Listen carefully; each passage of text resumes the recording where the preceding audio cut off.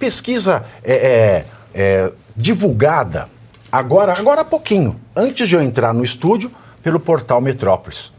Uma pesquisa feita pelo ranking dos políticos com deputados e senadores mostra que o presidente Lula não conseguiu reverter a alta na desaprovação do Congresso e começou 2025 sendo mal avaliado.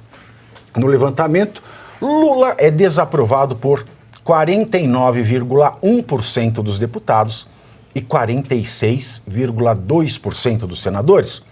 Os dados também mostram que 28,2% dos deputados avaliam a atuação do governo Lula como ótima ou boa. Os que classificam como regular são 22,7%. Já entre os senadores, a avaliação é positiva apenas para 30,8% dos entrevistados, enquanto 23% consideram regular. Aliás, eu já quero trazer aqui um combo de coisas que essa avaliação é muito ruim. Deputados e senadores são cabos eleitorais de um presidente nas eleições de 2026. Se ele é desaprovado por quase metade da Câmara e quase metade do Senado, esse cenário é muito triste para o Lula. O PT está fingindo que nada acontece. Ontem a gente falou que o Quaquá, que é o vice-presidente nacional do PT, procurou Eduardo Paes para que ele seja vice na chapa para a reeleição do ano que vem. Deixando de lado, assim, como quem larga uma latinha velha do vidro do carro, o Geraldo Alckmin. E o Geraldo Alckmin, veja, ele tem tanta hombridade, que ele já baixou um pouquinho mais. O vice-presidente Geraldo Alckmin, ele tem como prioridade sua permanência na chapa de Lula para 2023, mas os aliados já veem uma brecha para que ele tente o Senado por São Paulo. Segundo a Folha de São Paulo, Alckmin costuma dizer a pessoas próximas que em sua carreira já foi vereador, prefeito, deputado estadual e federal, governador, vice-presidente, ministro e presidente, mesmo que interinamente. E concluiu dizendo que falta apenas ser senador para que tenha passado por todos os cargos existentes. Olha, nas eleições do ano que vem, haverá 2 vagas disponíveis para o Senado e com a escassez de nomes da esquerda, aliados sonham em convencer a Alckmin a disputar esse cargo. Já na direita, né, você veja, né, que hombridade, que hombridade. O sujeito passou a vida inteira falando mal do Lula, passou dizendo que o Lula voltar para Brasília era voltar à cena do crime, voltou junto, e agora já está aceitando, né, ser diminuído. Agora, do outro lado do tabuleiro da política, a gente teve uma surpresa, né, ontem, porque o governador de Goiás, o Ronaldo Caiado, ele afirmou que vai compor chapa com o cantor Gustavo Lima, que ainda está sem partido, nas próximas eleições para presidente da República, que acontece ano que vem, né, 2026. Segundo informações do jornal O Globo, o governador afirmou que o lançamento da pré-candidatura será em Salvador, no dia 4 de abril. Contudo, não se sabe ainda quem será candidato a presidente e a vice. Não se sabe se o Caiado vai ser a cabeça de chapa e o Gustavo Lima vice, ou se o Gustavo Lima será o candidato a presidente e Caiado vice. Lembrando aí que o Gustavo Lima, ele vem sendo cocheado não é com as coxas, é de coach, né? Ele vem sendo aí, tendo como guru, né, o ex-candidato a prefeito da cidade de São Paulo, Pablo Marçal. Agora, alinhavando tudo isso, a gente já comentou aqui nesse programa, quando as manifestações do dia 16 começaram a tomar rumo para fora Lula, impeachment do Lula, o que é bem possível, por essa pesquisa que a gente vê agora, e nós alertamos aqui e até pautamos esse debate nas redes.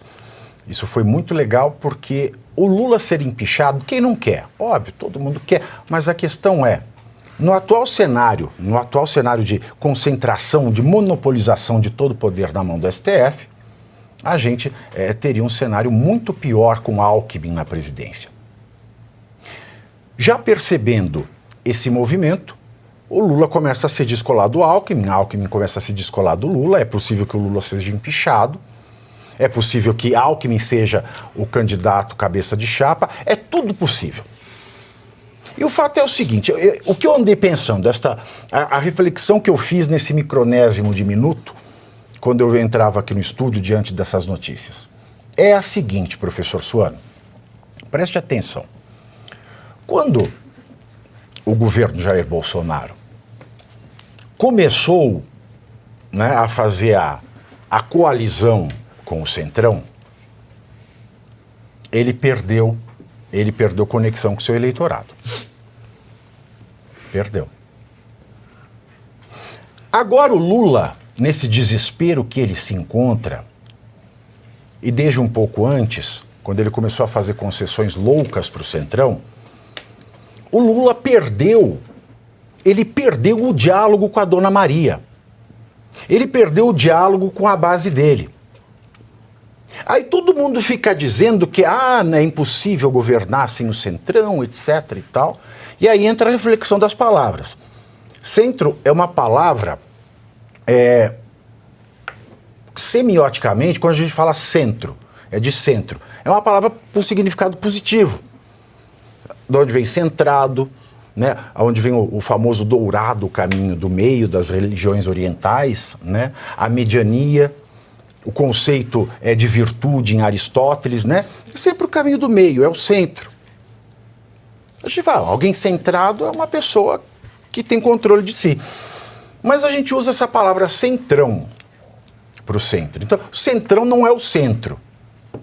Porque o Centrão não está no meio. O Centrão é, na verdade, um João Bobo. É o João Bobo. Ele cai para o lado que estiver ganhando. Não tem centro, não tem centralidade nenhuma. É um João Bobo que fica no meio. Aí ele pende o que for mais vantajoso para ele. E o Centrão é onde está a corrupção. Aí você veja, o Centrão entrou no governo Lula, o governo Lula perdeu o diálogo com as bases dele, o governo Lula está esta desgraça, a gente vê essa pesquisa que o Lula não tem base nenhuma, e o que me preocupa trazer essa questão do Centrão, diante da notícia do Alckmin já jogando a toalha e do Caiado anunciando o Gustavo Lima. A minha preocupação eu vi essa semana, se não foi ontem, foi anteontem, uma foto do presidente do União Brasil com o presidente Jair Bolsonaro. Ele foi lá para Angra, fez uma foto. E o União Brasil, meus queridos, é o caldeirão da dona Clotilde. Ele ficou pendurado e atendendo aos desígnios do governo Lula enquanto estava favorável. Agora o cara faz uma foto com o Bolsonaro. Por quê? Porque ele precisa de popularidade. Então o Centrão ele vai, porque o Centrão não tem eleitorado, ele não tem uma base de eleitor. O Centrão é um chupim. Então agora que o Lula tá por baixo, ele vai lá fazer foto com o Bolsonaro. Aí o Bolsonaro faz foto com ele e o eleitorado do Bolsonaro fica irritado. Porque o União Brasil até ontem estava fazendo tudo que o Lula pedia. E a questão é, o Centrão pode ser solução para o Brasil ou ele é uma âncora que tem que ser escancarado e quem quiser ser líder não pode se meter com eles? Desculpem, foi uma introdução muito longa, mas tudo isso se passou na minha cabeça. Olha a foto aí, o alemão separou. Tá? Não tenho nada contra, não sei o que fazem, o que deixam de fazer os líderes, se são boas pessoas ou não. Mas eu falo pela atuação do Centrão que a gente vê. Professor. Começa comigo? Então, por favor. Pavinato, vamos lá.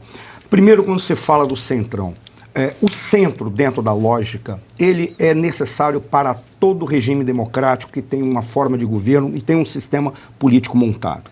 O problema é quando você tem um modelo, uma estrutura política, uma engenharia institucional que não permite que o centro seja exatamente aqueles que podem trazer equilíbrio.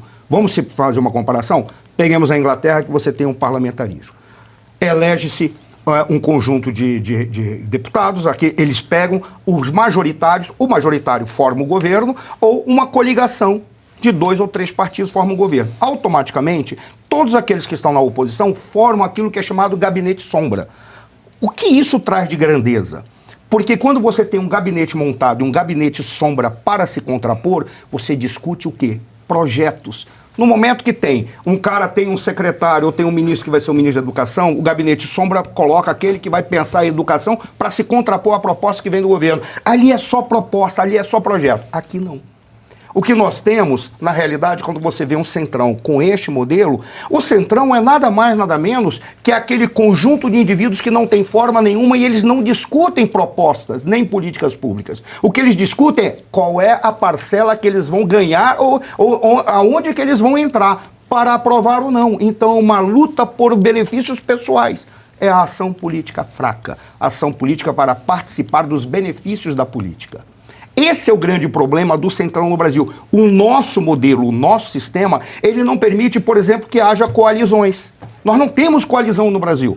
Coalizão é coisas diferentes se reúnem, recusam parte de si próprio para produzir um projeto conjunto que leva até o final. A coisa mais próxima de coalizão no Brasil foi a federação de partido, que veio apenas para resolver um problema pontual, uma porcaria pontual, para dar vida para partido nanico que não representa nada. E não para ter uma coalizão de verdade. O que nós temos é coligação. Reúne-se pessoas que não se gostam, mas odeiam especificamente um determinado indivíduo. Ninguém renuncia a nada. Eles se juntam para ter força para destruir alguém. Quando eles destroem esse alguém, ficam olhando para a cara do outro e eles ficam negociando entre eles, indiferente para políticas públicas. Esse é o problema. O nosso modelo gera um Centrão que é nada mais, nada menos que um balcão de negócios e uma casa de tolerância. Porque é isso. E eu falo isso até para chegar naquele ponto dessas pesquisas que foram apresentadas agora, que falam que deputados e senadores, 46 de um lado e 49 de um, simplesmente discordam ou não gostam do governo Lula.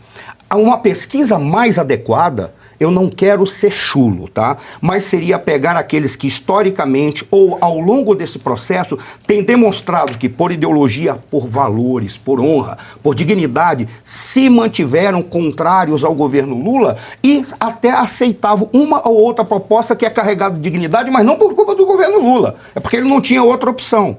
E quando nós vemos isso, não são 46 ou 49,1% que discordam do governo Lula, não. É menos da metade disso. Porque, na realidade, o que você deveria colocar é daqueles que não estão, né, tanto faz como tanto fez, e que nós poderíamos colocar em duas categorias. Com todo respeito, eu não estou querendo ser chulo. Mas aqueles que dizem, olha, tanto faz como tanto fez, são nada mais, nada menos que cortesãs de rua. Aqueles que estão dizendo eu discordo, eles só estão aumentando o preço. São membros de casas de tolerância mais caros. Nada mais, nada menos que isso. Porque quando você vê aqueles que desaprovam, aqueles que desaprovam de verdade são poucos. Deve ser 15%, 20%. Os demais estão apenas dizendo, olha, o Lula não presta mais para nada. Então, a partir de agora, o que eu vou fazer? Digo que desaprovo. Se o Lula quiser me comprar, eu vou dizer qual é o meu preço neste momento. Ou seja, quando a gente para ver, o que nós temos é um grupo de cortesãs e cortesãos, acho que esse é o termo, que estão ali para se vender para aquele que pagar mais caro. Esse é que é o detalhe. Ou seja, o nosso modelo leva isso até mesmo para configurar uma ideia de Centrão que é exatamente essa. Uma massa informe que não serve para porcaria nenhuma. Eles não servem para nada, por quê? Porque eles não estão preocupados com políticas públicas nem com os interesses do país. Eles estão preocupados em entrou no sistema, porque essa é a lógica. Quem entra no sistema, eu fico até orgulhoso, cara, Mondo, de te ver aqui por uma razão simples. Porque você fez parte de um governo e você atua hoje num governo do principal IDH do Brasil, que é São Caetano do Sul. Agora, quando um cara entra no governo, você já, não no governo, mas desse sistema eleitoral, você vê o cara não quer mais sair, ele nem quer mudar isso que está aí, porque os benefícios são tantos que se ele souber que vai mudar, ele está dando tiro no pé. Então o que ele faz? Deixemos para as calendas gregas para resolver o problema, porque nós não vamos resolver. O meu problema já está resolvido. Aí é que está o problema.